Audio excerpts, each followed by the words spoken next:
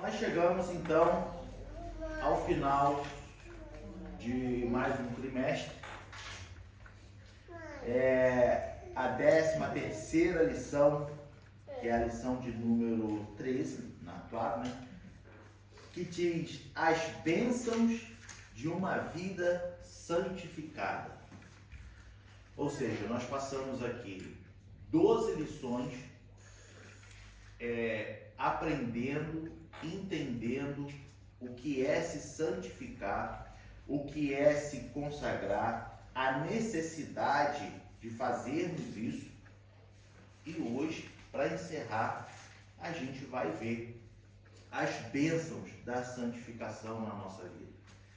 E antes da gente entrar no assunto, no tema, vamos fazer a leitura bíblica em classe. E então a gente vai dar aqui mais uma revisada no que a gente já viu. Mas vamos ler a primeira palavra. Capítulo 5 de Romanos, os 11 primeiros versículos.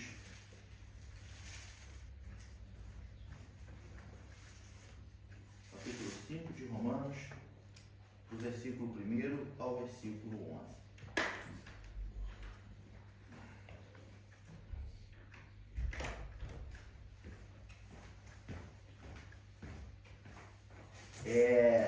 Vamos cada um ler um versículo? Em nome de Jesus. Eu vou ler o primeiro. Aí o Diácono Vinícius já chegou agora, já leu o segundo. Aí a irmã Elisane lê o terceiro. Franz, Uchi, irmã Juliana, Josué, Bruno e o John. Amém? Amém? Então vamos lá. Sendo, pois, justificados pela fé, temos paz com Deus por nosso Senhor Jesus Cristo. Pelo qual também temos entrado pela fé a esta graça, na qual estamos firmes, e nos gloriamos na esperança da glória de Deus. E não somente isto, mas também nos gloriamos nas tribulações, sabendo que a tribulação produz a paciência. E a paciência, a experiência, a experiência, a esperança. E a esperança não traz confusão, porquanto o amor de Deus está derramado em nosso coração pelo Espírito Santo que nos foi dado. Porque Cristo, estando nós ainda fracos, morreu a seu tempo pelos ímpios. Porque apenas alguém morrerá por um justo, pois poderá ser que pelo bom alguém ouse morrer. Mas Deus prova o seu amor para conosco, em que Cristo morreu por nós, sendo nós ainda pecadores. Logo, muito mais agora, sendo justificados pelo seu sangue, seremos por ele salvos da ira. Vamos ler os dois últimos, todo mundo junto. Porque se nós, sendo inimigos, fomos reconciliados com Deus pela morte de seu Filho, muito mais, estando já reconciliados, seremos salvos pela sua vida. E não somente isto, mas também nos gloriamos em Deus por nosso Senhor Jesus Cristo, pelo qual agora alcançamos a reconciliação. Amém? Eita glória. Bom, amados, leitura que nos traz a justificação pela fé e paz com Deus. Ou seja, em outras palavras, a justificação que nos traz as bênçãos. E diante da justificação, nós vimos lá na primeira lição que quando nós nos convertemos, nós já recebemos uma pequena parte de santidade, de santificação. E dali em diante nós temos que cultivá-la, né? Então, diante da justificação, nós temos agora bênçãos. E que bênçãos são essas? Nós vamos ver na lição de hoje, né? E quando a gente fala de bênçãos, normalmente a mente humana já associa bênçãos a bens materiais, né? Só que a maior bênção nós já recebemos. Sendo assim, antes de entrarmos nos detalhes da lição, eu gostaria de revisar com os irmãos, e não é a questão de ter que lembrar, ou de falar certo ou errado, mas ao longo dessas 12 lições que nós tivemos, Os irmãos lembram os assuntos que nós tratamos aqui, desde a primeira lição, a segunda, a terceira, ou se não lembra na ordem, alguma lição que ficou marcada na nossa vida durante esse trimestre? Alguém se arrisca aí a fazer algum comentário, a relembrar? Você que tem a revistinha, vai lá no índice da revista, vê lá os temas da lição e dá uma refrescada na memória, né? Porque, a lição de número 1 falou de santificação, né? O que é a santificação? Como o caminho que leva à vida eterna com Deus. Essa foi a primeira lição. Aí, na segunda lição, nós vimos o pecado sob a perspectiva do Deus que é santo. Ou seja, nós falamos como que Deus enxerga o pecado. Isso ligado à santificação. Por que nos santificamos? Porque na nossa vida há pecados. E como Deus olha para esses pecados? Né? Como Ele enxerga esses pecados? Aí na terceira lição nós falamos o temor a Deus é o caminho da santificação. Ou seja, eu só consigo me santificar se eu temer a Deus. E eu lembro muito bem que a gente até falou o seguinte: o que é temer a Deus? Né? O temor é literalmente, a tradução, o significado é ter medo, tá? Mas como assim ter medo de Deus? Só que o ter medo de Deus não é o medo de, nossa, ele vai me bater, ele vai me prender, ele vai me matar. Não. O medo, o temor a Deus, eu até lembro que a gente fez essa analogia de que, imagina uma pessoa que você ama muito. Imagina aquela pessoa que você tem um carinho tão especial por ela. E aí quando você pensa nela e pensa na possibilidade de você magoá-la, aquilo já te dói. E você fala, não, eu não posso fazer isso. Esse é o medo. Esse é o temor a Deus. Porque quando nós pensamos em Deus e sabemos o carinho, o amor que Ele tem por nós, eu devo pensar, eu não posso magoar esse Deus. E com isso eu tenho temor a Deus. Né? E não é o medo de que Ele vai me castigar, não é o medo de que Ele vai me oprimir, não é esse medo. Mas o medo de entristecer. Isso é temor a Deus. Né? A santificação e a palavra de Deus foi a quarta lição. Ou seja, não tem como se santificar sem palavra. Porque a palavra, ela aponta o caminho. A palavra, ela corta o nosso ego, o nosso achismo. Entende? E sim, existem pessoas que querem contestar a Bíblia porque não querem abrir mão da sua opinião própria e aceitar de que, olha, eu estou errado. Entende? E aí quer se contestar a Bíblia. Por isso, a santificação, ela parte de dentro da palavra. Tem que ter a palavra. Não tem como eu me santificar se eu não leio. Até uma pessoa analfabeta, que ela não sabe ler, ela vai procurar ouvir a palavra de Deus. E pode ter certeza que muitos analfabetos conhecem melhor a Bíblia do que quem sabe ler. Entende? Conhece ao ponto de recitar versículos e com referências.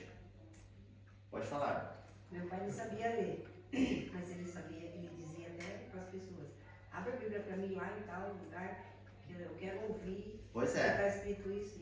Então, ele sabia. É isso aí. Porque a pessoa que não sabe ler, e ela tem sede de Deus, ela quer de qualquer forma escutar a palavra, porque não tem outro caminho. Não tem outra forma de se santificar. É aprendendo a palavra, é estudando, é lendo, é meditando na palavra. Não tem como. Libertos para viver em santidade. Então nós vimos sobre a liberdade. que nós éramos prisioneiros do pecado e agora somos livres. Mas também vimos que essa liberdade não é porque somos livres que podemos fazer o que quiser. Essa liberdade, ela também tem princípios, o que nos exige se comportar de tal forma, né? Então, muitas pessoas entendem assim, minha vida, minhas regras, meu corpo, minhas regras, né? Peraí, nós somos livres, mas você é livre hoje aqui como cidadão, mas você não pode fazer o que você quer. Se você fizer o que você quer, que for contra a lei, você vai preso, acabou com a liberdade, né? Então, nós somos livres do pecado, mas nós temos princípios que precisamos seguir, e ponto. Né? Só que isso não me oprime.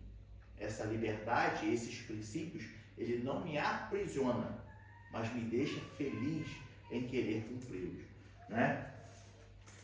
Lição de número 6. Mortos para o pecado, mas ainda lutando contra ele. Ou seja, nascemos no pecado. Somos pecadores arrependidos, mas pecamos todos os dias, né? E estamos lutando contra esse pecado. Lição de número 7, a santidade de dentro para fora.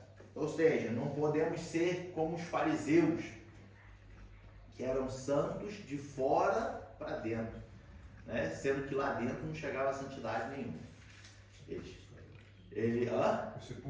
Né? Então, o que acontece? Era aqueles camaradas que iam para a rua para orar, para mostrar para todo o povo que não, eu sou santo, eu sou isso, eu sou aquilo. Mas o coração mesmo não estava santificado. O ensino de Jesus sobre santificação no Sermão do Monte. O número 9, a santidade é a marca do crente. De número 10, arrependimento, perdão e santificação. Essa lição bateu em todo mundo, porque a gente viu que arrependimento não é remorso e quem se arrepende não faz mais. E só há perdão para quem se arrepende. Não há perdão para quem pede perdão. Há perdão para quem se arrepende. Então eu estou arrependido. Não vou fazer mais. Alcancei o perdão de Deus. Agora, Deus me perdoa. Virei as costas, faço de novo. Deus me perdoa. Bati a porta, faço de novo. Arrependimento. Essa lição foi muito, muito forte. Santidade integral, ou seja, nós devemos cuidar corpo, alma e espírito. Não é só do espírito, não é só da alma e ignorar o corpo. Mas o corpo faz parte da santidade. Uma vida cheia do espírito foi a última lição do domingo passado. E a lição de número 13, que é a lição de hoje, as bênçãos de uma vida santificada. Como eu disse, nós recebemos a justificação. Nós fomos justificados e por meio dessa justificação nós temos acesso à graça. E a graça nos traz a paz com Deus.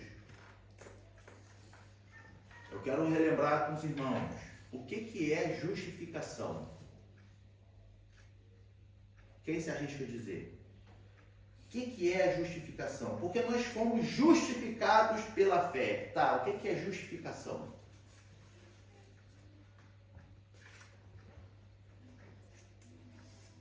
Irmãos, lembram?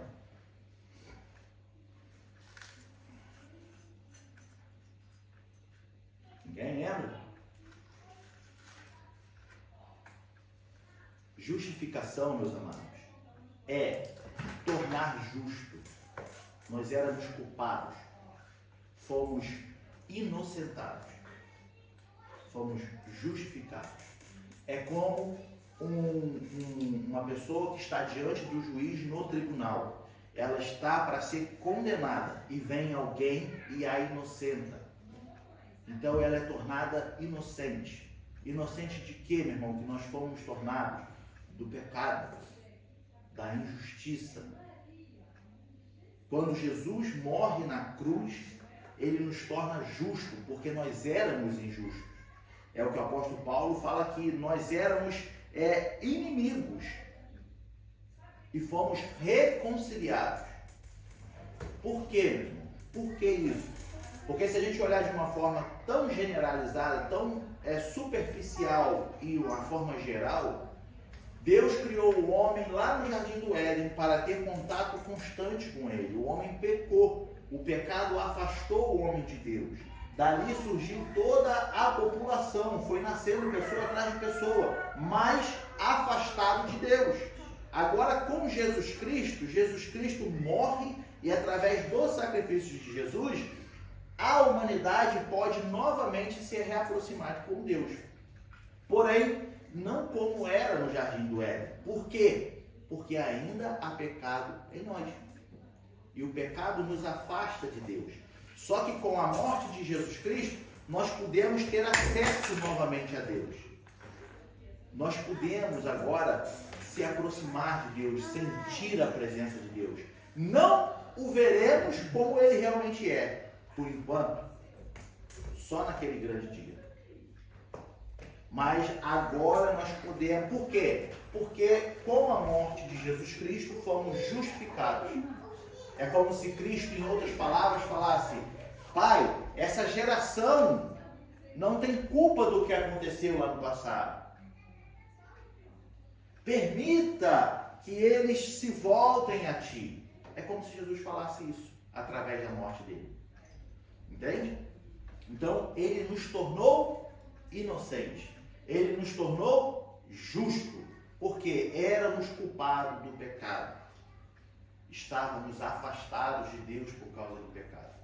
Então hoje, quando pela fé, porque tudo começa pela fé em Jesus Cristo, nós somos justificados. Ou seja, quando eu creio, quando eu aceito, quando eu reconheço que o que Jesus fez na cruz do Calvário foi por causa da minha vida, da tua vida, então eu sou justificado. E o Espírito habita em mim. E quando o Espírito habita em mim, ele começa a me revelar todas essas coisas. E aí o nosso coração vai só se amolecendo, ficando mais sensível, entendendo quão grande amor Deus teve para conosco. Entende? Mas tudo pela fé e a obra redentora de Jesus na cruz do Calvário. Então, quando nós falamos de bênçãos, falamos primeiro de justificação. Por quê? A santificação inicial, ela foi dada por meio da justificação e da regeneração. Fomos justificados e regenerados. Agora nós temos a graça de Deus. E como nós temos a graça, o que é a graça de Deus? Favor imerecido. Favor imerecido. Qual favor imerecido é esse? A salvação. A salvação, a morte de Jesus. Como eu disse, estávamos afastados por causa do pecado. Sem merecermos, porque o pecado, ele cauteriza a nossa mente. Quando nos afastamos de Deus, o pecado cresce em nosso meio. E quando o pecado cresce, a mente fica cauterizada, o coração fica endurecido. Então é difícil, a pessoa que se afasta de Deus, é difícil dela voltar. Só o Espírito Santo mesmo para trabalhar na vida. Entende? Então, por que imerecido? Porque quanto mais nós nos afastamos de Deus, mais cauterizados nós ficamos, coração mais fechado. E aí mesmo que a gente não quer saber de Deus. Mas Deus mesmo assim falou, não, eles merecem. Entende? Não sendo merecedores. Então, o favor imerecido, que é a graça, ela nos traz paz com Deus. E eu quero perguntar para os irmãos de novo, o que é ter paz com Deus? Quem se arrisca aí a dizer, não tem certo e errado, tá, meu irmão? É só para a gente poder desenvolver aqui o diálogo. O que é ter paz com Deus? Quando você ouve assim, tenha paz com Deus. O que é isso? No seu ponto de vista. Eu diria que, considerando que se nós vivemos no pecado somos dignos da morte, então cada pecado que a gente uma forma de colocar, vamos dizer que cada coisa que a gente faça mal no dia nos seja como resposta de Deus, justo da parte dele, se ele nos desse, por exemplo, uma chicotada por cada coisa que a gente faz no dia. Só um exemplo. Quando você vive em paz com Deus, significa que você não mais pratica tantos ou talvez quase nenhum pecado. De modo que então você tem paz com ele, de modo que você não está mais recebendo essas chicotadas em dia daquilo que você fazia de mal, por exemplo. Então você tem paz com Deus, você já não mais pratica esse mal. Sim, mais alguém quer dizer? Vou falar, gente, não tem você ter vergonha não. Irmã Kátia chegou, eu gosto de irmã Kátia fala mesmo. O que é ter paz com Deus? Quando você ouve assim, eu tenho paz com Deus. Desculpa, eu falo, né? Olha para o meu irmão. Deus está fazendo a obra. Tem vários aspectos, né? Tem o lado da pessoa egocêntrica que diz, eu tenho paz com Deus, eu não tenho nada, né? Não tenho nada a dever. E eu acho que do lado cristão seria a paz com Deus, é que eu faço, ou eu tento fazer a maioria das coisas que, segundo a palavra de Deus. Eu vivo tento viver mais ou menos quem anda na palavra. Eu acho. Sim. Estou meio fora do contexto. Não, mas é isso, entendeu? É paz com Deus, o assunto é esse, entende? Não, mas tem vários aspectos. Sim. A questão é que quando nós falamos, hoje nós temos paz com Deus, ter paz com Deus é não ter hostilidade partindo de nós para com Deus. Por que isso? Quantas pessoas você já... Eu tenho certeza que pelo menos uma pessoa na vida você já ouviu dizer que, tipo assim, que Deus é injusto. Que Deus que faz isso. Nossa, que Deus é esse? Ele não tem paz com Deus. É a hostilidade que surge do coração do homem para com Deus. Quando nós somos justificados, tá? Nós temos paz com Deus. Porque entendemos através do Espírito que Deus ele não tem culpa de nada. Numa palavra muito superficial. Deus ele não tem culpa de nada, embora o homem, a grande maioria da massa, o culpa de muitas coisas. Pode falar. Tem um aspecto também, acho que o que eu mais ouço é aquele quando eu estou com um problema, eu tenho um problema contigo na igreja, aí a gente fica naquele mais ou menos, né? Faz que não tem nada a ver, aí um tem que pedir desculpa, né? Aí o outro diz assim, eu fiz a minha parte, eu tenho paz com Deus.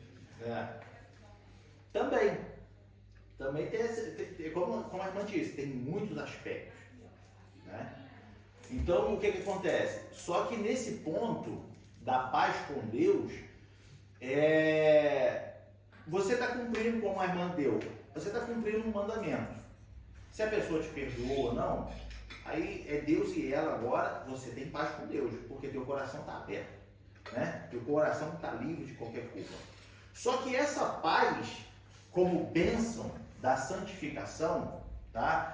Essa paz nós recebemos como uma bênção de Deus na nossa vida. Porque fomos justificados. Tá? Porque quando nós entendemos o sacrifício que foi feito por nós abrimos o nosso coração e falamos assim, rapaz, se tem algo errado na minha vida, porque a culpa é minha mesmo. Deus não tem nada a ver com isso. Porque olha o que ele fez por nós. Entende? De uma forma muito simples de se falar. Então, quem que nos mostra isso? O Espírito. O Espírito Santo nos mostra isso. Revela isso em nós. De que ontem eu estava culpando Deus porque tantas pessoas inocentes morrem, porque tantas coisas ruins acontecem com pessoas boas. Eu estava culpando Deus. Aí eu me converto. Aí o Espírito agora habita em mim. E quando o Espírito habita em mim, agora eu falo assim, rapaz, isso tudo acontece por causa da maldade do coração do próprio homem. Porque Deus amou o mundo de tal maneira então eu começo a ter paz com Deus. Ou seja, eu não estou querendo botar sempre Deus contra a parede, não estou querendo condenar Deus, não estou querendo julgar Deus, como muitos fazem, ou até nós mesmos fazíamos quando estávamos longe de Deus. Entende? Então a primeira bênção que nós recebemos através da santificação é a graça da paz com Deus. Entende? Através do favor imerecido de Deus para conosco, eu agora tenho paz com Ele. Muito obrigado, meu Deus, por tudo que o Senhor fez na minha vida. Por quê? Porque o castigo que traz a paz estava sobre ele. Como o profeta Isaías diz, lá em Isaías 53, capítulo 53, versículo 5. O castigo que nos traz a paz. Deixa eu ver se esse versículo aqui não é. 53, 5. Deixa eu ver. Isso aí, ó. Mas ele foi ferido pelas nossas transgressões e moído pelas nossas iniquidades. O castigo que nos traz a paz estava sobre ele, e pelas suas pisaduras fomos sarados. Então, o castigo que nos traz a paz, parte dessa paz, é a paz com Deus, tá? Só que essa paz, ela só é mantida para aqueles que conservam uma vida em constante comunhão com Deus. Quantas pessoas que se afastam do caminho, se afastam de Deus e não tem muito tempo depois começam novamente a questionar Deus por tudo? Ah, Deus, mas, né? Isso é injustiça, ainda bem que eu não estou mais na igreja, porque a igreja não sei o quê, porque Deus é isso. Uma pessoa que caminhava, né? Ou aparentemente, né? Então, para termos e mantermos essa paz, nós temos que ter uma constante comunhão com Deus. Orando, buscando, lendo a palavra. Aí, e é como o apóstolo Paulo fala em Efésios capítulo 2. Efésios 2, versículo 14. Que ele diz assim: porque ele é a nossa paz, o qual de ambos os povos fez um, e derribando a parede de separação que estava no meio. Ou seja, ele é a nossa paz. Eu tenho que manter uma vida constante. Filipenses, capítulo 4. Filipenses 4, 7. E a paz de Deus, que excede todo entendimento, guardará os vossos corações e os vossos sentimentos em Cristo Jesus. A paz que nós temos com Ele é uma paz que excede todo entendimento. Pode estar tudo difícil na tua vida. Pode estar tudo difícil. Mas você está sempre com a sua cabeça erguida. Você está sempre sorrindo. Ou melhor, às vezes você nem está esboçando reação alguma, mas as pessoas estão perto de você e falam assim: mas Kátia, tem algo gostoso? Mal sabe da tua vida. Às vezes a tua vida está de ponta cabeça. Mas a pessoa está do teu lado e fala assim: rapaz, como é que é bom estar do lado do Franz? Como é que pode? E muitas das vezes a pessoa até conhece a tua vida. E aí fala assim: rapaz, eu conheço a vida da irmã Juliana, que não era para ela estar assim. Mas que coisa boa estar do lado dela, conversar com ela. Que coisa boa é essa? É a paz que excede todo entendimento. Entende?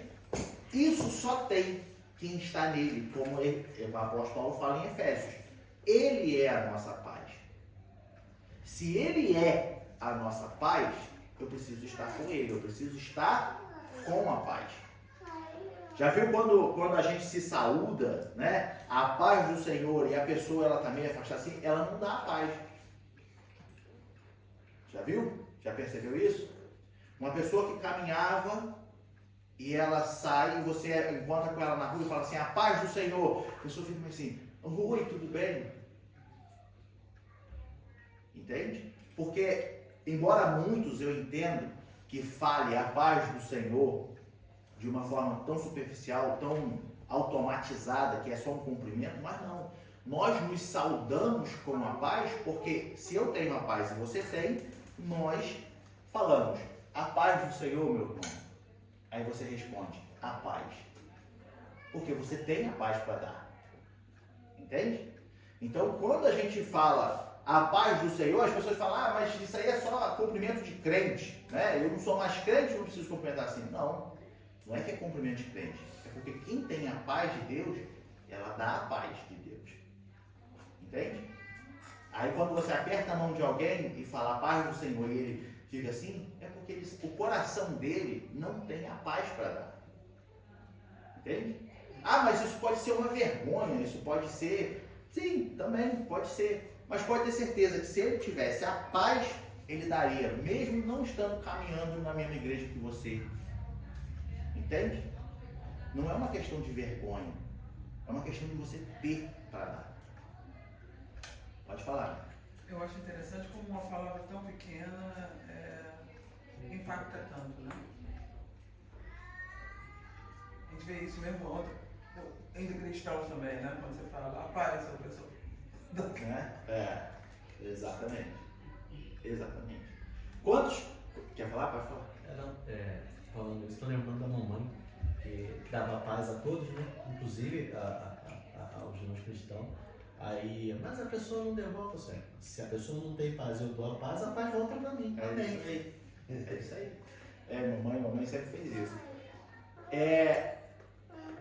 Esse susto que a irmã está falando me remeteu a quando você vê algum irmão na rua e esse irmão, ele não sei, ele pode estar fazendo alguma coisa ali que ele não quer que ninguém veja e tal, e tu fala, paz, seu meu irmão! Ele dá aquele susto.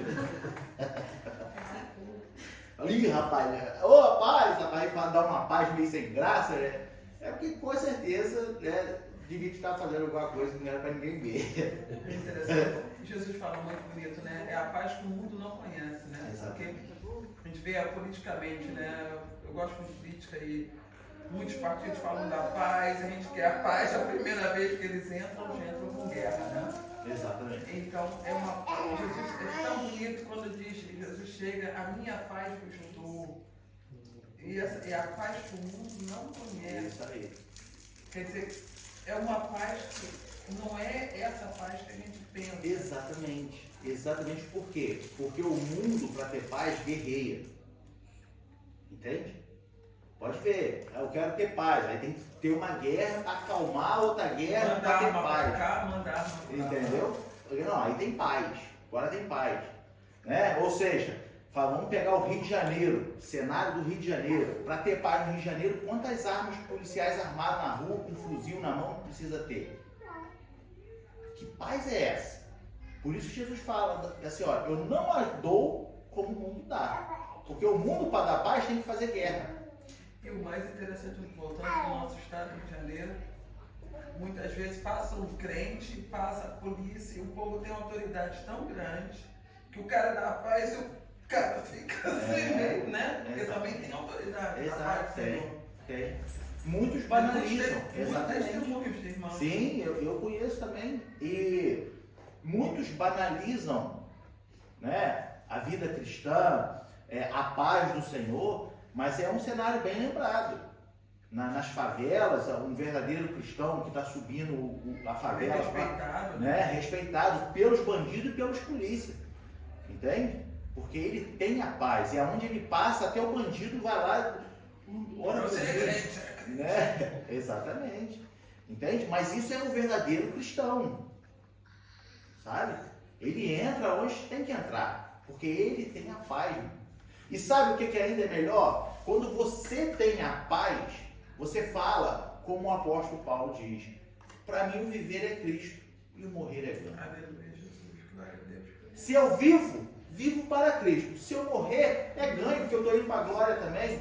Então, não quero nem saber se eu vou entrar ali, se vão me abordar, se vão me matar, se vão me ameaçar, porque eu tenho a paz. Eu não peito ninguém, mas eu vivo É pela isso fé. aí. Exatamente. Entendeu? Então você não tem medo. Simplesmente. Você anda com a sua cabeça erguida. Não é ser imprudente. Não confundam as coisas. Mas é você não ter medo. Ah, eu não vou na igreja à noite porque a rua é muito perigosa. Tá, calma, você tem paz? O culto é do Senhor, não é O culto é exatamente.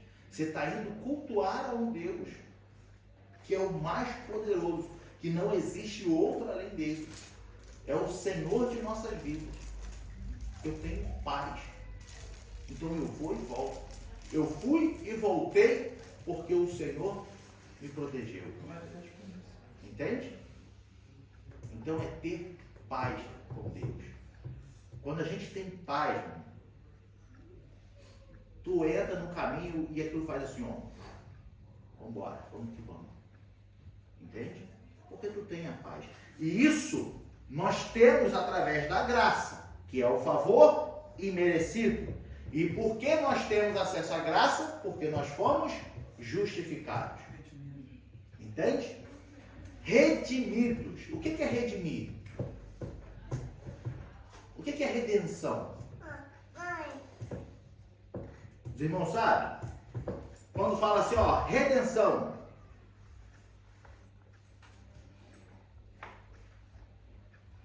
Os irmãos sabem? Justificação é o que? Tornar inocente. Redenção é o que? É libertar alguém pagando um preço. Entende? Os escravos na época da escravidão, alguns eram redimidos. Porque alguém pagava um alto preço por aquele escravo. Então, ele era livre. Entende? Nós somos redimidos porque um alto preço foi pago. E agora nós fomos libertos. Somos redimidos. Então nós somos libertos, justificados e santificados. Entende a profundidade? Nós andávamos agarrados, presos em pecado, longe de Deus, longe do nosso Criador, e agora nós temos novamente o acesso a Ele, justificado e liberto de toda a culpa. Bom, nós temos essa graça, nós temos essa paz com Deus, e nós temos o acesso constante, porque fomos redimidos, fomos libertos. Aí lá no nosso texto básico, Romanos capítulo 5, o versículo 21, ele diz: para que, assim como o pecado reinou na morte, também a graça reinasse pela justiça para a vida eterna, por Jesus Cristo, nosso Senhor. Ou seja, vivíamos, ou o pecado conduz à morte, o pecado conduz à opressão, o pecado ele te deixa com uma falsa alegria. Quantas pessoas estão rindo, felizes durante o dia, num churrasco, mas quando deita a cabeça no travesseiro, dá aquela angústia, dá aquele vazio, que nem você mesmo sabe explicar que vazio é esse. Entende? Aí você vê que não é feliz. Isso é você e o seu travesseiro. Entende? Aí você deita a sua cabeça no travesseiro e você fala: nossa, que vida miserável. Isso sem conhecer Deus, né? Sem conhecer Deus, exatamente. Entende? Mas por que isso? Porque o pecado conduz a isso. O pecado te faz sentir assim. Entende? Então, quando nós temos acesso à graça e somos justificados, eu deito a minha cabeça no travesseiro e falo: oh, glória, muito obrigado, Senhor, por esse dia. Vou poder dormir. Pode falar. Ou mesmo que tenha sido um dia duro, muitas provas, muitas coisas negativas, mas Exatamente. em paz dormirei, descansarei, porque somente tu, Senhor, me Isso aí. faz repousar. Isso aí. Exatamente. Exatamente. Entendeu? É isso. A gente tem acesso constante à graça e por isso nós temos o prazer de que muitos não entendem. Por que o crente é tão feliz? E às vezes até o próprio crente não entende a própria felicidade. Parece um pouco bambambam. Né? Até ele não entende. Mas eu vou te falar uma coisa. Nós somos felizes não porque deitamos, acordamos, temos saúde, pode ter problema que eu estou feliz. Não. É porque em nós agora há a esperança da vida eterna.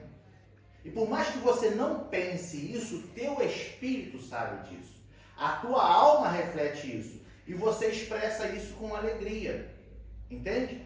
Quem é salvo em Jesus Cristo e tem a certeza da salvação, por mais que você diga assim, não, mas eu sou feliz porque, né? Não importa, tá? Mas a essência dessa felicidade é porque você sabe que se morrer agora, você está no céu. Por mais que você não pense nisso, por mais que você diga para mim assim, não, meu irmão, mas né, não é isso. Tá, mas então me explica a tua felicidade. A essência da felicidade espiritual é saber da vida eterna. Pode falar. Eu gostei da semana passada do irmão Diego e Diogo também.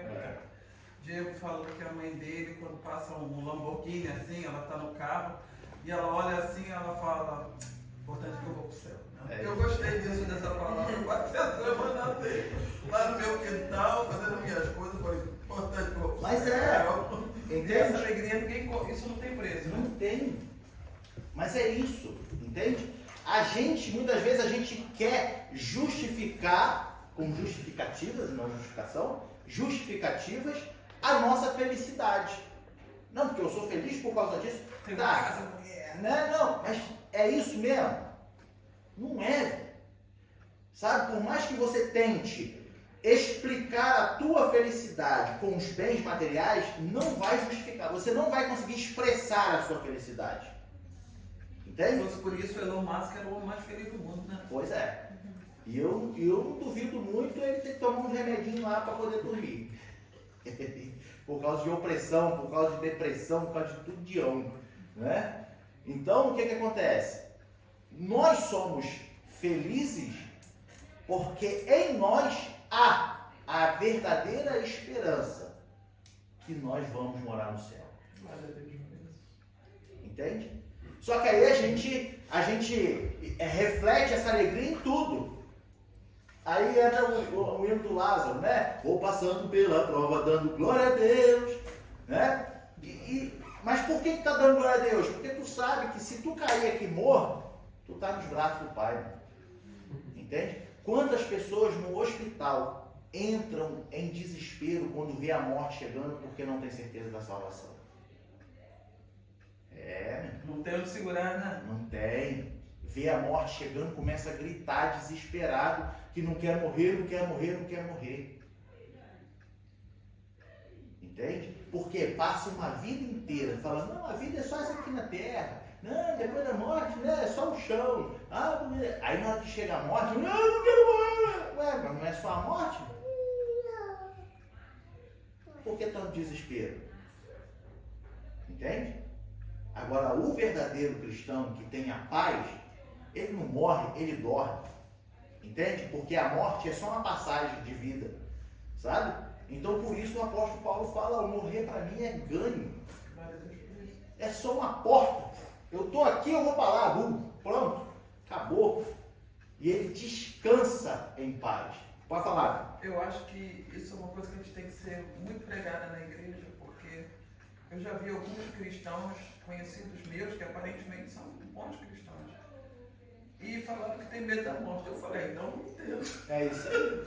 Aí eu falei, peraí, não, mas não sei o que. Eu falei, eu não queria, como disse o alemão, eu não Vinícius Nenê é treta, né? Eu não quero ficar muito.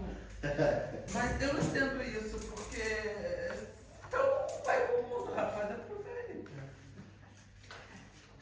Né? Pode falar, minha irmã. Ela tem medo da morte. Você vê, ela está tantos anos na igreja, disse, mãe, você não vai ficar para sempre, olha a tua idade já, né? Até agora esse mês completou 90 anos. Daí disse pra ela assim, mãe não vai ficar para sempre. Ah, mas eu gosto de viver aqui nesse mundo, ela fala assim. Tá muito Eu disse, apegado. mas você, então eu disse pra ela, você tem que se converter, mãe, porque as horas já chegando. É isso aí. Mas e parece ser feio, arrogante falar isso, mas a gente conheceu um presbítero na nossa igreja, tocava acordeon, que perguntaram para ele, falaram assim, ô meu irmão, e se tu morrer hoje? Ele, que morreu o quê, rapaz? Minha vida tá tão boa aqui, eu não quero morrer não. Também um senhor de idade. Minha mãe fala assim. Entende? O que acontece? Você querer viver... A igreja não é clube, não. Né? Você querer viver... Ah, não, porque eu quero viver.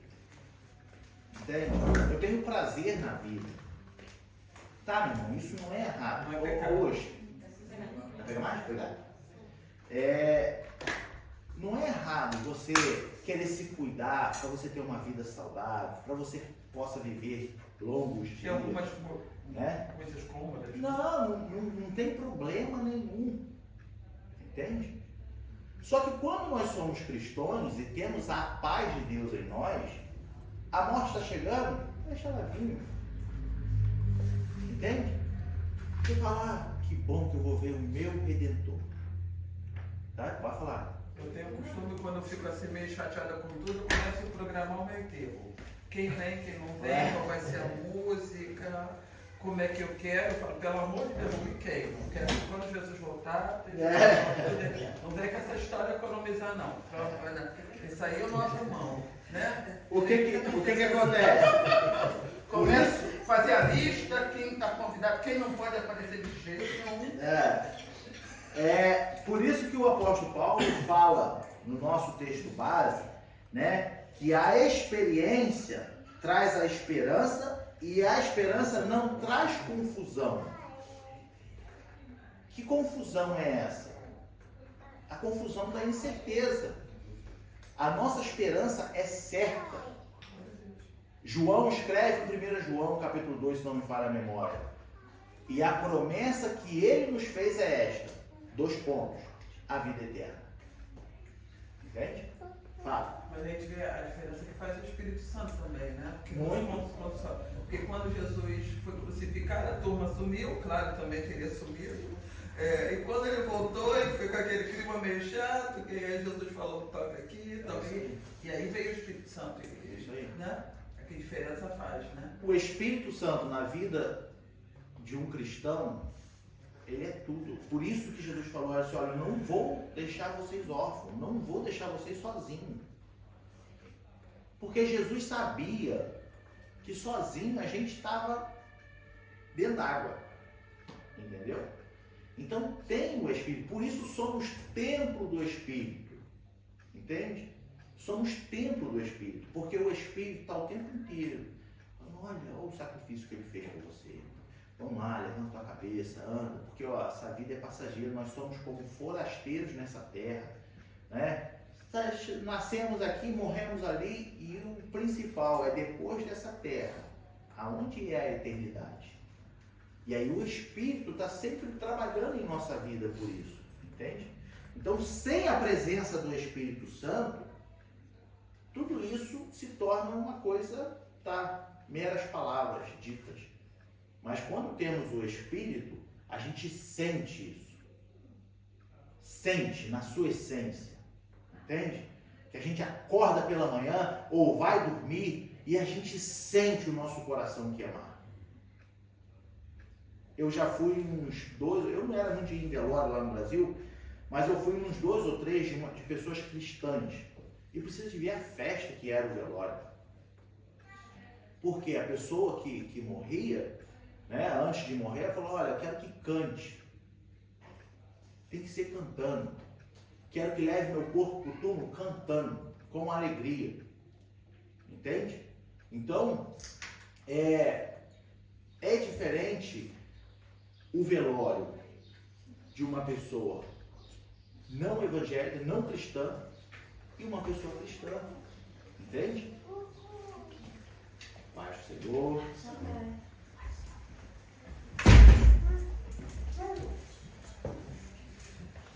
É diferente. Alegria, cantar, entendeu? A gente chora, sim, a gente chora porque a gente vai sentir falta. Isso é normal, meu irmão. Chorar, então o crente não pode chorar porque perdeu. Ele pode chorar sim, porque vai fazer falta. Entende? Só que ao invés de nos apegarmos somente ao choro porque morreu e partiu, nós devemos nos alegrar que nós vamos se ver na glória. Entende? Porque o novo lugar daquela pessoa que se foi é muito melhor do que o nosso que está aqui. Embora muita gente não queira se desprender do mundo, né? Ah, esse mundo está muito bom. Ah, mas que gosta de ver. Né? Pois é. Então, nós temos acesso constante a essa esperança, a essa graça. E nós temos a esperança da glória de Deus. Nós não sabemos como seremos realmente, mas sabemos que seremos glorificados. Assim como Jesus ressuscitou com um corpo glorificado, nós seremos glorificados. E João, ele fala isso lá em 1 João. Nós não sabemos exatamente como seremos, mas sabemos que seremos glorificados. Capítulo 3 de 1 João. Capítulo 3 de 1 João, versículos 1, 2 e 3. Que diz assim: Vede quão grande caridade nos tem concedido o Pai, que fôssemos chamados filhos de Deus. Por isso, o mundo não nos conhece, porque não conhece a Ele. Ou seja, o mundo não nos conhece no sentido de falar, ele é filho de Deus, então eu também não sou filho de Deus? Né? Quantas vezes a gente vê pessoas debochando da igreja do Senhor? Não estou falando do templo, não, estou falando da igreja. Entende? Porque não conhece, não sabe. Entende? E aí ele diz no 2: Amados, agora somos filhos de Deus, e ainda não é manifesto o que havemos de ser. Ou seja, não sabemos como será o nosso corpo, como realmente seremos. Mas sabemos que quando Ele se manifestar, ou seja, Ele voltar para buscar a sua igreja, seremos semelhantes a Ele. Porque assim como é, o veremos. E qualquer que nele tem esta esperança, purifica-se a si mesmo, como também ele é puro. Entende? Olha que lindo isso aqui. Mas sabemos que quando ele se manifestar, seremos semelhantes a ele. Glorificado, transformado. O corpo transformado. Entende? Ah, mas vai ser esse corpo? Ainda não havemos de saber. Ainda não sabemos como havemos de ser. Ou haveremos de ser. Não sabemos. É esse corpo? Talvez. Mas assim, dessa forma, não sei. Mas uma coisa eu sei. Que assim como ele é, nós o veremos. E nós seremos semelhantes a ele. Então, me permite analisar, me permite imaginar de que, assim como quando ele ressuscitou e o seu corpo estava glorificado, portanto, quando Maria o reconheceu e foi abraçar e falou: para, Maria, porque eu ainda não subi para o Pai. O corpo glorificado. O único que tocou nele foi Tomé, por causa da falta de fé. E aí ele permitiu tocar, mas mesmo assim foi assim, eu acredito que foi assim, ó. Entende? Toca aqui, cara. Viu? Sou eu. Corpo glorificado. Então nós só vamos conseguir ver a Cristo como ele realmente é quando também formos semelhantes a ele. Aí João fala assim, olha, agora se você tem essa esperança de ser glorificado e vê-lo como realmente ele é, então purifique-se a si mesmo. Santificação. Eu preciso me santificar. Eu preciso me purificar. Como que eu me purifico? Eu tenho que tomar as minhas decisões e entender que muitas coisas me são lícitas, mas nem todas me convêm. Entende? Você pode beber? Pode. Você pode fumar? Pode. Mas precisa fazer isso? Não precisa. São princípios. Ah, eu posso, sei lá, andar pelado na rua? Anda pelado. Mas você precisa? Não precisa. Purifique-se a si mesmo. São princípios. Lembra que a gente falou da liberdade? A gente falou, nós somos libertos, mas até a liberdade tem princípios que nós temos que cumprir. Não é porque somos livres hoje como cidadãos, posso sair aqui, entrar ali, fazer o que for, que isso me dá o direito de eu querer fazer o que eu quero. Não, existem princípios que mesmo sendo livre, eu tenho que respeitar. Senão eu vou preso. Entende? Senão eu acabo na cadeia, posso até ser morto. São princípios. E por que com Deus não? Somos livres, mas temos princípios a ser seguidos. Por isso João fala, purifiquem-se a si mesmo. Poxa, minha carne está almejando isso aqui, poxa, eu queria tanto, eu gosto tanto de fazer isso, fazer aquilo, mas não vou fazer. Porque isso pode me afastar de Deus. Isso pode me distanciar de Deus. Então eu não vou fazer isso. Porque nós temos essa noção. Sabe por quê? Em nós habita o Espírito. E o Espírito ele fala, só que ele não força. O Espírito não vai te forçar a nada, mas ele vai te falar. Ele vai falar assim, olha, está fazendo errado. Faz isso não. E aí o que a gente faz? Ah, Pedro, não tem nada a ver. Vou fazer isso aqui hoje, amanhã eu não faço. Não, ninguém está vendo, está discreto. Não sei o que, não sei o que. Sempre justificativas para o Espírito. Aí chega uma hora que o Espírito fala, então, quer seguir teu caminho? Siga. Porque o Espírito é um ser divino muito educado. Entende? Ele vai lá, te fala uma vez. Vai lá, te fala duas. Te fala três. Tu não quer? Então toca a tua vida. Não tem o livre-arbítrio? Então vai. Segue a tua vida. Só que vai dar uma hora que você vai cair. Mas o Espírito não vai te ignorar. O Espírito vai estar lá. Vem cá, meu filho. Eu te falei que não era para fazer aquilo, né? Tá? Levanta aí, vamos embora. Vamos de novo. Porque o cair é do homem e o levantar é de Deus. Mas por causa disso, então eu vou abusar? Não. Vou me purificar. Vou me manter no caminho. Porque eu não preciso. Porque vai que nessa, na hora que eu caio, eu morro nessa vida, já era. Se você morrer sem Cristo nessa vida, se você morrer sem a paz com Deus nessa vida, não vai ser depois da morte que você vai conseguir reconciliar alguma coisa. Os que morreram, acabou. Dali só lhe resta o julgamento. Ponto. Ah, mas não tem mais. Ou você morre com Cristo feliz, ou você morre sem Cristo sabendo que só te resta o julgamento. É a Bíblia. Não é chantagem, é a Bíblia. Amados, a alegria da salvação. Para sermos salvos, precisamos passar por algumas situações. Para sermos salvos, nessa vida, é necessário ter certas situações na nossa vida.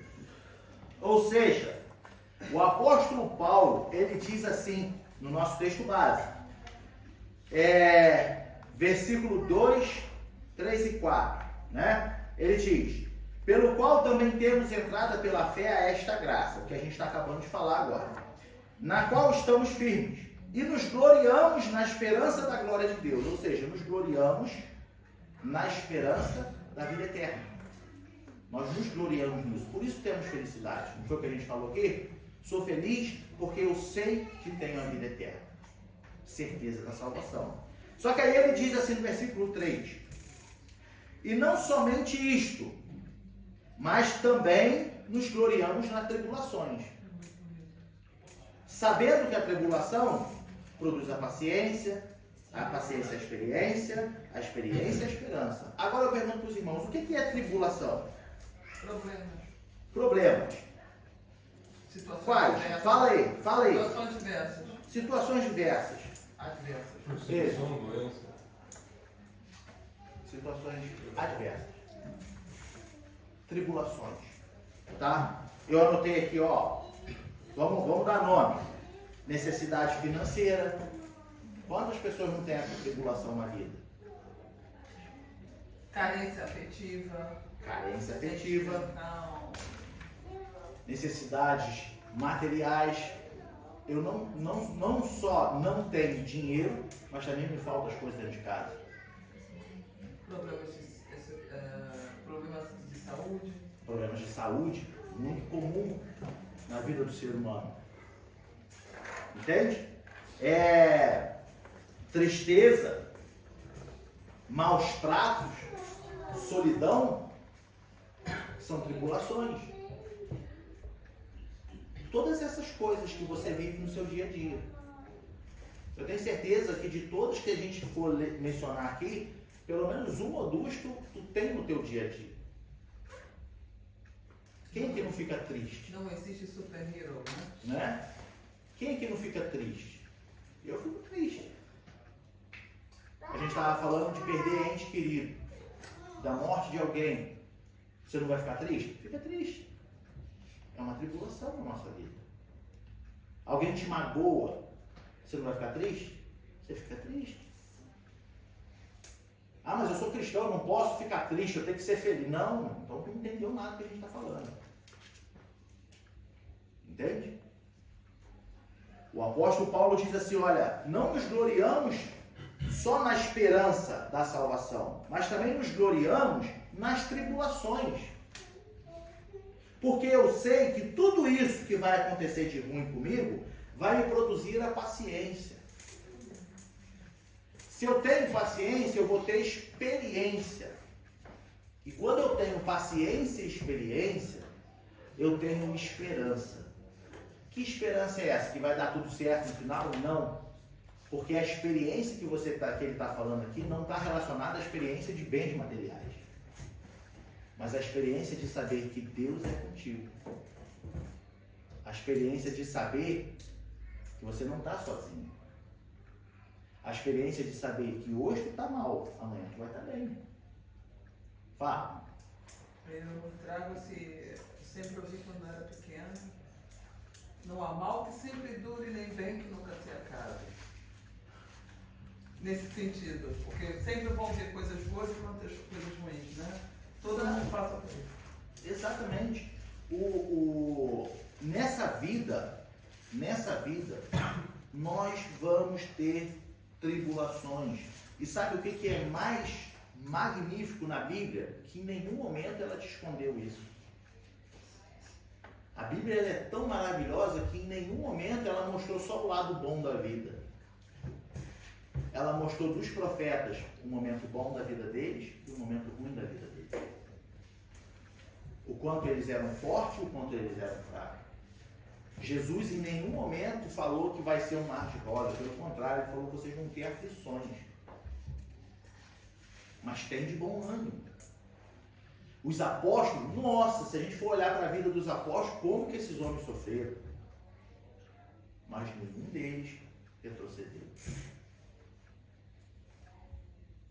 Então, a tribulação, ela vai nos trazer a experiência. Que experiência é essa? De ter uma vida com Deus.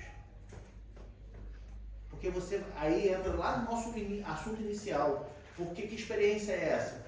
A experiência das pessoas olharem para você e falar assim, eu conheço a vida dele todinho, sei que ele não está nada bem, mas rapaz, ele tem uma coisa que eu não sei te dizer.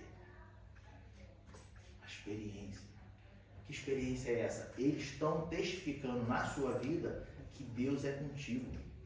que você tem a paz, que você tem a esperança da vida eterna, que você sabe, é consciente de que enquanto estiver sobre a face da terra, tu vai passar por problema mesmo.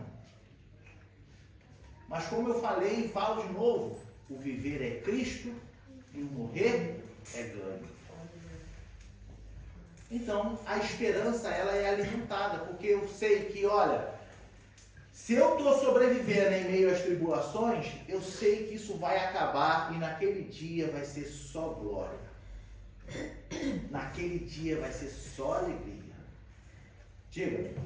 Eu acho que torna para muitas pessoas difícil passar por tribulações ou por problemas, é que a gente lê pouco a palavra de Deus. Demais. Aí você, por exemplo, a gente sabe que eu gosto muito de Davi, ele fala, se eu tiver que passar, eu quero passar o mal, pelo amor de Deus, mas não quero estar na mão do homem. Então eu penso sempre assim, Senhor, se eu tiver que sofrer, vá comigo, me acompanhe, segura na minha mão. Eu falo assim, chorando, eu segura na minha mão, me segura, tá duro, mas eu vou contigo. É isso aí, não desiste, não retrocede. Em dado versículo, me falha a memória a referência, mas Jesus fala assim, a minha alma não tem prazer naquele que larga a mão do arado e retrocede. Entende? A minha alma não tem prazer nisso. A tribulação, que Deus é esse, permite passar tribulação, esse sofrimento inteiro. Quero mais saber desse Deus, não. É o que Jesus está falando. Olha, a minha alma não tem prazer. Ou esse não é digno de ser chamado, ou de ser o meu discípulo. Diga. O meu irmão, ele é evangélico e ele passou por uma doença, né? Ele teve câncer no estômago. Daí a gente ia visitar ele e ele, daquele jeito, né? Dizia, mas eu tenho Deus. Deus está comigo. Ele ia fazer. Um dia ele falou assim, que o Espírito Santo falou para ele, vai dentro do teu quarto e lê Isaías alguma coisa. Ele falou, vai lá e lê, que a partir de hoje acaba o teu sofrimento. Mas você tem que ir para pregar a minha palavra. Aonde eu tenho vontade. Tirou o estômago todo e está lá até hoje. Mas ele vai e faz o que Deus pediu para ele fazer. Entende? Então, nós temos que ter certeza de que a tribulação é só uma provação. A gente já ensinou aqui várias vezes, falando que o deserto é escola. Deserto é escola. Entende? Quando passamos no deserto, é porque Deus está querendo trabalhar. Entende? O povo teve que passar pelo deserto para entrar na Terra Santa como nação. Jesus foi conduzido pelo Espírito. Entenda a intensidade do conduzido. É o que? A tradução da palavra conduzido pelo Espírito é literalmente o Espírito pegou pela mão e saiu levando para o deserto. Quando a polícia fala assim, eu tenho que te conduzir à delegacia, você tem escolha? É baixar a cabeça, entrar no carro e ir, não é? Então, é o mesmo sentido. Quando Jesus se batizou, e Deus testificou, a Bíblia diz que o Espírito conduziu para o deserto.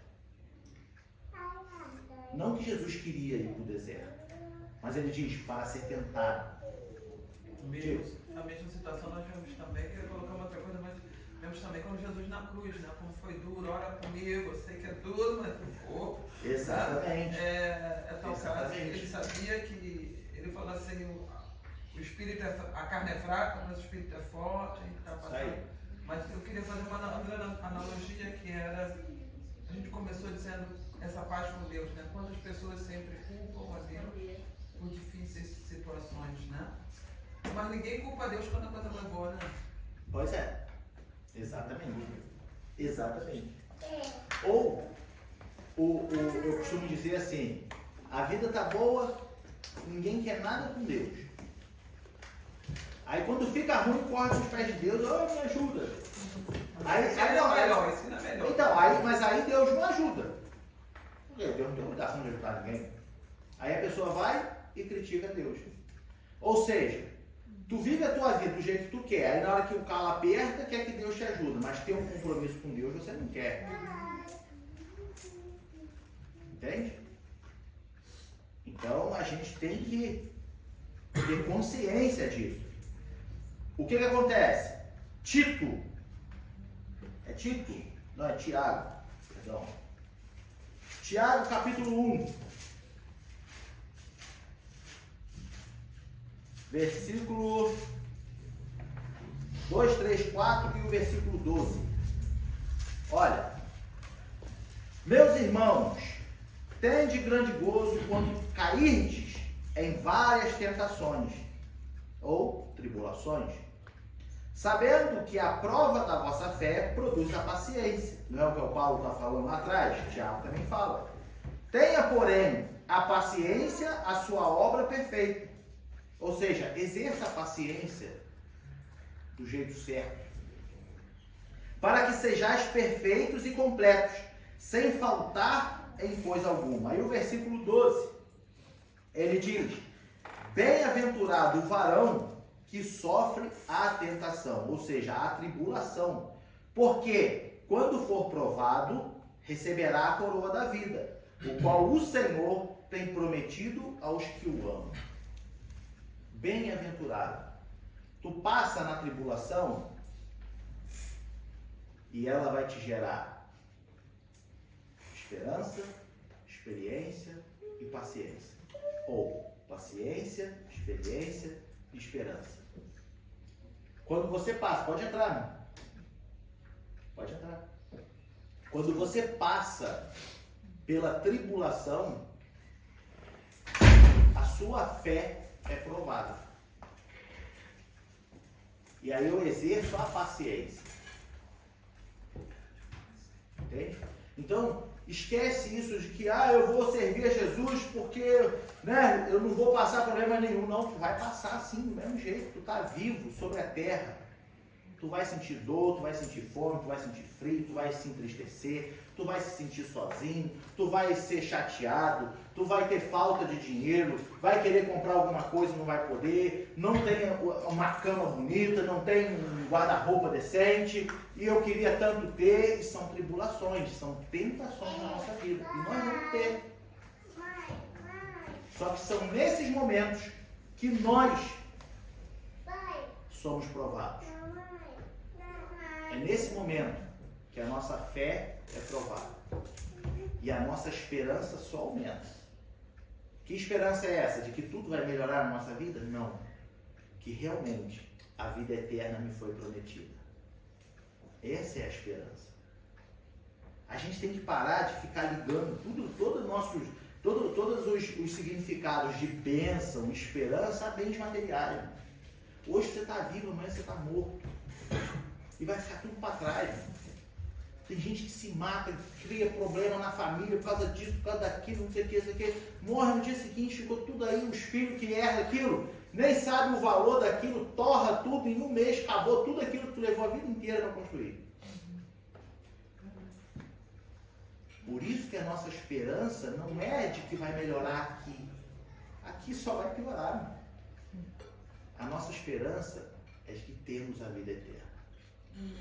E essa esperança não traz confusão. É o que o apóstolo Paulo fala. Ela te dá certeza. Veja bem, eu vou resumir por causa das horas que já se passam, para a gente não estourar muito tempo. Nós vamos enfrentando a tribulação. A nossa irmã levantou ali a questão de Jesus na cruz do Calvário. A Bíblia vem nos dizer que Jesus, quando estava no monte, orando, prestes a ser preso, ele transpirou gotas de sangue. Tem noção do que é você suar gotas de sangue? Imagina o nervoso que estava por dentro, aquele homem chamado Jesus. Porque ele era 100% Deus, mas 100% homem. Sofreu, passou frio, passou fome, sentia fome, sentia sede, frio, calor, sentia, era homem. E ele sabia como é que era a morte de cruz, ele sabia. Jesus era conhecedor da lei, portanto ele foi lá na sinagoga ensinar os grandes mestres, e eles falaram: de onde vem tanto conhecimento numa criança? Ele sabia como é que era a morte de cruz. E por isso ele transpirou gotas de sangue. Mas não foi por isso. Sabe por quê? Porque nós tendemos a olhar o sofrimento da carne de Jesus. Ou seja, o quanto ele apanhou, ser pregado na cruz, ter que carregar a cruz até ser pregado. A gente tende sempre a pensar nesse sofrimento. Só que, quando Jesus transpira gotas de sangue, ele fala para Deus, ou Pai, assim: Pai, se possível, passa de mim esse cálice. Ele não estava falando de livrar ele só da morte da cruz. Ele estava falando de tipo: Pai, se possível, permita-me estar novamente com a glória que nós tínhamos antes. Passa de mim esse cálice, não me deixa ver as suas costas. Não se afaste de mim. O maior sofrimento de Jesus foi saber que todos os pecados estavam imputados nele. E o pecado afasta o quê? O homem de Deus. Deus ama o pecador, mas não suporta o pecado. Quando Jesus está para morrer na cruz, todos os pecados estavam nele. E quando Jesus está na cruz, ele olha para os céus e fala assim: Pai, por que me desamparaste? É como se Deus estivesse de costa para ele. Deus não podia ver Jesus Cristo por causa dos pecados que estavam nele. Ali é o maior sofrimento de Jesus. Esse era o maior sofrimento de Jesus. Saber que ele estava em glória, sendo Deus, participou da criação de tudo, e agora no momento mais difícil da vida dele, o único refúgio dele estava de costa para ele. Esse foi o maior sofrimento de Jesus. Imagina você ter somente o seu pai ou a sua mãe. Você só tem ele. Ou você só tem o seu esposo, sua esposa. Você só tem ele. E se acontecer algo difícil na sua vida, você só tem ele para te ajudar. E aí quando você acha que ele vai te ajudar, eu não posso te ajudar. Vira as costas e te abandona. Como é que vai ser a dor, a mágoa no teu coração? Essa foi a dor que Jesus sentiu. Só que lá orando, Jesus ainda fala assim: se possível, passa de mim esse cálice, mas não seja como eu quero, mas como tu queres. Ou seja, Jesus falou: se eu tenho que ficar sozinho nessa, e essa é a tua vontade, então vamos embora. Se eu tenho que morrer, se o Senhor não vai conseguir olhar para mim, não vai suportar olhar para mim por causa dos pecados, e eu vou ter que passar por isso, pequeno momento desligado da presença de Deus, porque o tempo inteiro Jesus sempre falou: olha, eu e o Pai somos um. Nesse momento, separou. Nesse momento, o Pai e Jesus não eram um. Entende a dor de Jesus Cristo? Quando eu tenho o Espírito Santo na minha vida, eu passo a enxergar não somente a carne cortada de Jesus, não somente os cravos nas mãos de Jesus, mas eu passo a enxergar essa dor. De que o único refúgio que ele tinha na hora da morte virou as costas. Por causa dos pecados. Meu pecado. Seu pecado. Quando eu entendo isso, eu tenho alegria em servi-lo. Quando eu entendo isso, eu tenho prazer em cultuá-lo. Porque estava sobre ele todo o castigo para nos trazer a paz. Estava sobre ele. E hoje você tem a paz. Hoje você tem acesso à graça. Hoje você pode. Hoje você, não quero saber de Jesus. A graça está aí. Quando você quiser, a graça vai estar disponível. Mas cuidado com isso. Porque você pode rejeitar a graça e morrer. E se morrer sem a graça, só te resta o julgamento. Quando o apóstolo Paulo fala aqui no versículo 7 do capítulo 5 de Romanos, ele fala assim, olha, porque apenas alguém morrerá por um justo, pois poderá ser que pelo bom alguém ouse morrer. Sabe o que o apóstolo Paulo está falando aqui? É fácil você querer se sacrificar por uma pessoa que já é boa.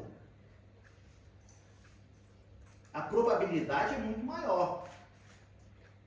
Eu sei que a nossa irmã Otília é uma pessoa excelente, então eu vou me sacrificar por ela. Porque ela é uma pessoa demais. Nossa, pessoa nota 1000. Então, eu vou suar minha camisa para me sacrificar por ela.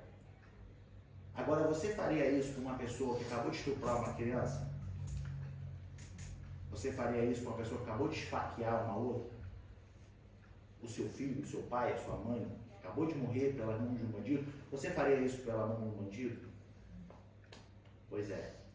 É o que o apóstolo Paulo está falando. Mas ele fez por todos. Ele fez por todos.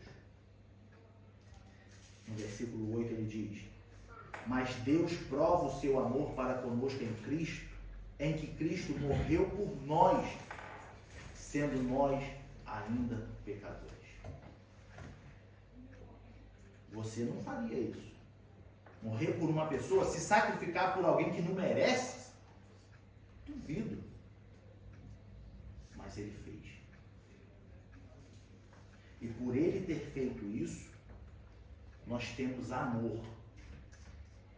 Que amor é esse? Nós vivemos o amor de Deus em nós. O texto áureo da Bíblia, quem sabe dizer?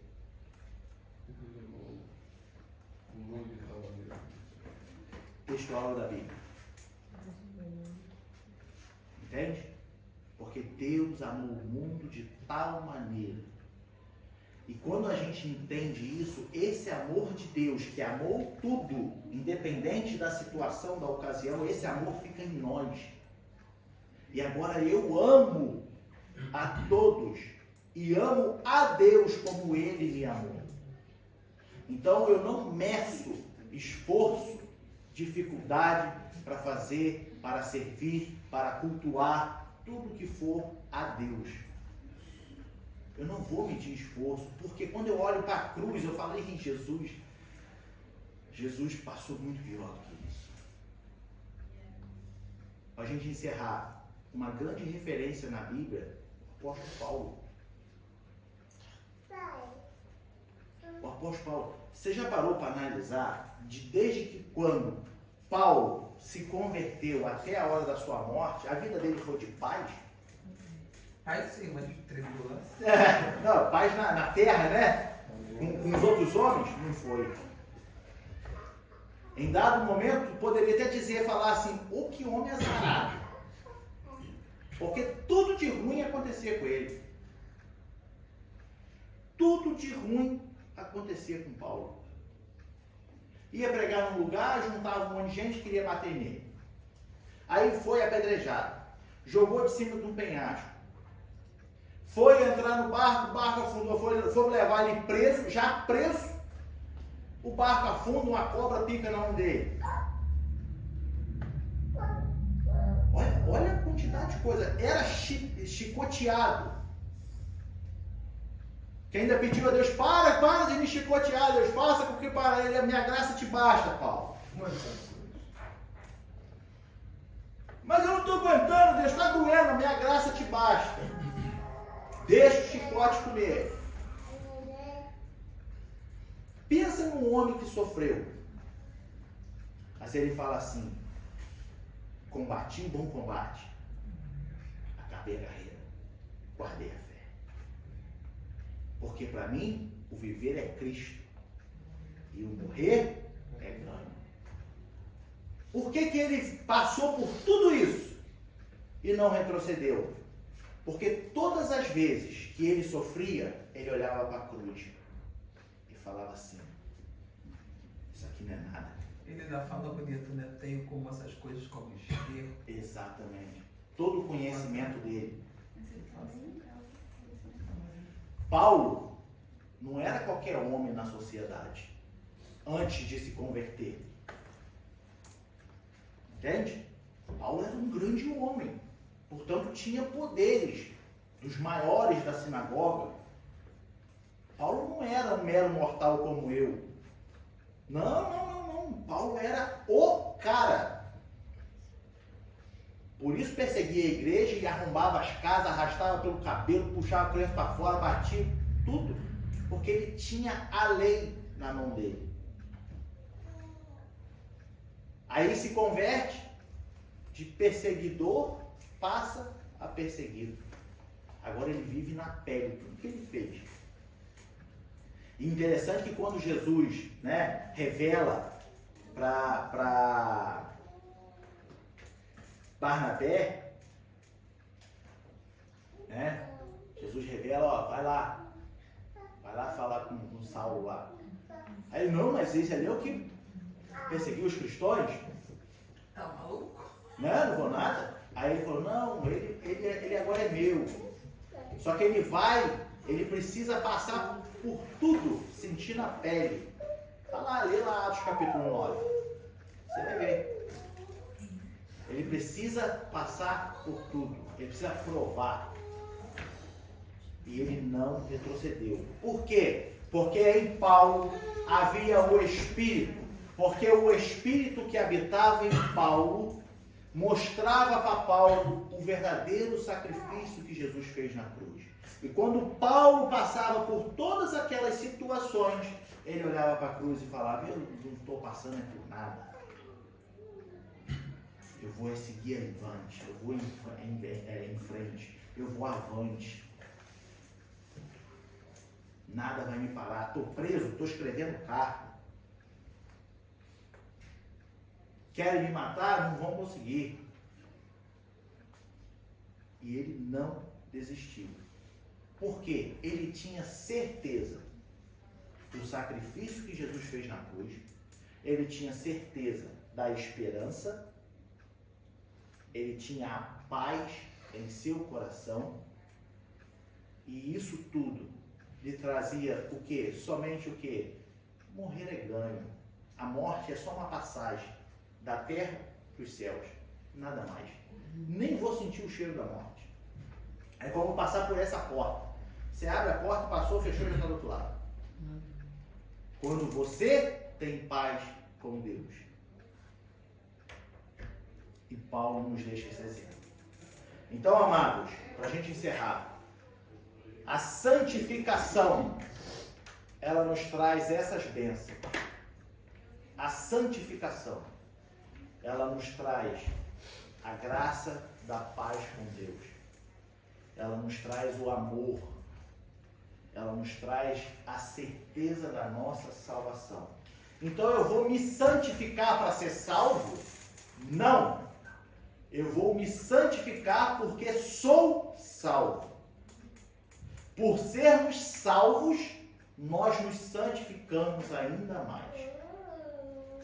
Agora que você é salvo, justificado, regenerado, redimido, então mantenha a tua santificação, mantenha a tua santidade. Amém?